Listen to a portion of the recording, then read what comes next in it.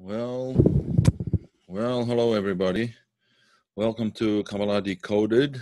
This is going to be a new format, including the longer lessons. These are going to be very short, brief ideas. Hopefully they'll come out on a regular basis.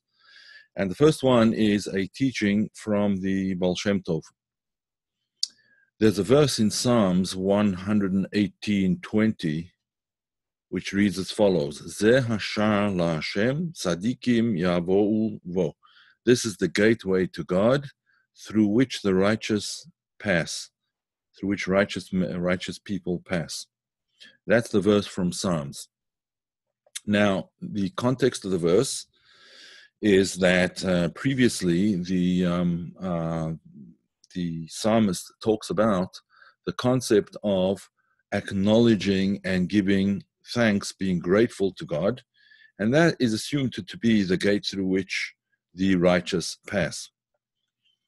However, the Baal Shem Tov interprets this somewhat differently. He reads it as follows, in addition to the regular explanation: this is the gateway to God, the righteous. In other words, the gateway to God is not simply to acknowledge, but to follow in the paths of those who are regarded as righteous. In other words, follow the path of saintly people. Now, there's an even deeper teaching based on the teachings of the Arizal, Rabbi Yitzhak Luria, the famous Kabbalist, the father of modern Kabbalah. And there's a work which was written by Rabbi Chaim Vital, his chief disciple, which is called Sha'arei Kedusha. Sha'arei Kedusha, the gates of holiness, the gates of holiness. So he writes as follows: the gates of holiness is an exposition on the concept of divine inspiration and the various forms that it takes and how to achieve such a thing. So it says in the in this Sha'arei Kedusha, the gates of holiness, it says as follows, that there are 5 forms of what is called Ruach HaKodesh, divine inspiration. This is besides prophecy, which is a whole nother category, but this is divine inspiration. 5 forms which it takes. One form which it takes, and this is called the lowest form over there, one form in which it takes is the idea of dreams.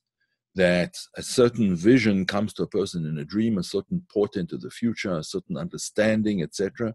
Things can happen in dreams, and we see this cited in the Torah in a number of different places. The dreams of Joseph, even the dreams of Pharaoh later on, when he dreams about the cows on the riverbank, that's 7 cows, 7 thin cows, 7 fat cows, etc. The whole story that is told in the beginning of Exodus. And there are many other places as well, in the book of Daniel and several other places where we see that dreams are in fact a critical way of coming to understand what will happen, things that will happen in the future. So this is the first, but the lowest method of divine inspiration. Another form of divine inspiration is when Elijah the prophet comes to a person, whether in a revealed way or a disguised way, and either rescues him from a certain situation, him or her, from a certain situation, or teaches that person a particular teaching that is vital and critical for that person at that particular time. That is called Gilui Eliyahu, the revelation of Elijah the prophet to such a person.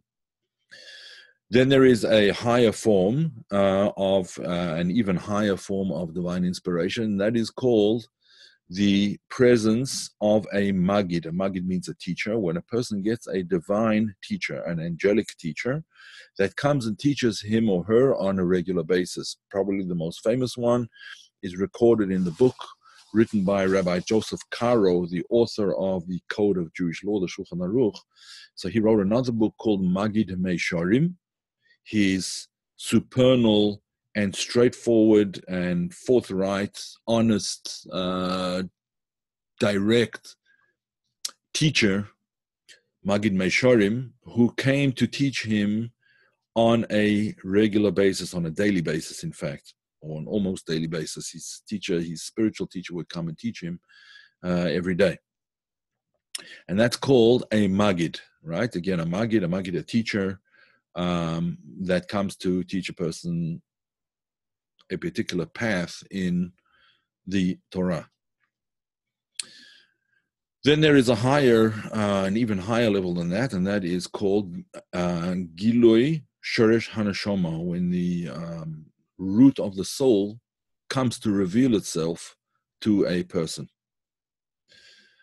That is something that everybody is able to attain when the root of his own soul comes to be revealed to him. And of course, it demands a lot of work and it demands a lot of purification and so on, but nevertheless, it is a possibility. And it can happen not only through study, but through many other things. There's a famous story about the Hasidic Rebbe named the Rebbe Rashab, Rabbi Shalom Tov Ber Lubavitch, was standing with his son one Simchas Torah. Simchas Torah is a festival at the end of the holiday of Sukkot Tabernacles. And they were watching the students in his academy, in his yeshiva, dancing. They were watching them from a window up on the second floor. And they were watching these students dancing. And then the rabbi, the great Rebbe, the Rebbe Rashab, pointed out to his son, the Rebbe Rayatz, Rabbi Yosef Yitzchak. So Rabbi Shalom Dovber pointed out to Rabbi Yosef Yitzchak, he said, look at that student over there. See, now with him, the essence of his soul is now revealed to him. That's the root of his soul is now revealed to him at this particular point through the dancing and through the joy of dancing with the Torah. So we can see it's not only through study. Of course, that's one of the ways that can happen, through study, through meditation, through prayer, but even through things like dancing. That is the fourth level of Ruach HaKodesh. The highest level of Ruach HaKodesh, the highest level of divine inspiration, is when the soul of another person, of a saintly person, of a saint, of a tzaddik, when the soul of a tzaddik comes and it impregnates itself into your soul, into the soul of another person. That tzaddik is not necessarily has to be one that passed away from the world, but even someone who is alive, a tzaddik who is alive, his soul can become impregnated into the soul of one of his disciples, or to the soul of somebody who can become a vehicle for that soul in one way or another. Again, this may demand a tremendous amount of purification and hard work, but that is a possibility. So the teaching, therefore, states as follows: this is the gateway to God. Tzaddikim, the righteous, the saintly, yavo uvo, will come into him. Yavo uvo can also be translated as not only you will go through the gates, but the gates, in other words, the tzaddik, the soul of the, or part of the soul of a saintly person, yavo uvo, will come into him. And that is the highest form of Ruach HaKodesh. This has been a brief teaching, which I'm going to post. And please give your comments below if you want more of the same. Obviously, different teachings on a daily basis or on a regular basis, but let me know if you like it, and I will try and do it on a regular basis. Thank you.